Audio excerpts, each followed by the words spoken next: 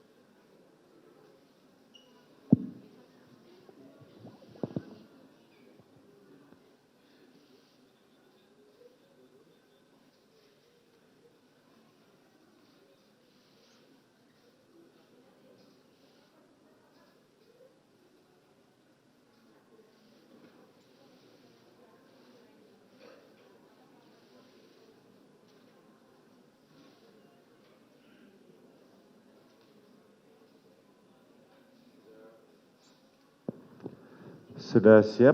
Silakan.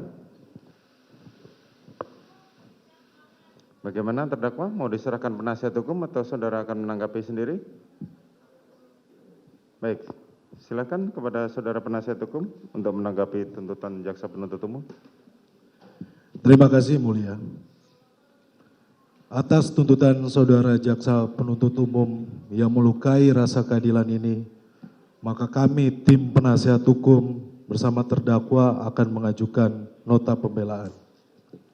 Sebelumnya JPU mengajukan 2 minggu untuk tuntutan, dari kami tim penasihat hukum cukup 1 minggu majelis. Terima kasih. Baik kepada saudara jaksa penuntut umum serta penasihat hukum terdakwa, maka kami akan memberikan kesempatan pada minggu yang akan datang pada hari Rabu dengan agenda pembacaan pledoi atau pembelaan dari terdakwa maupun dari penasihat hukumnya.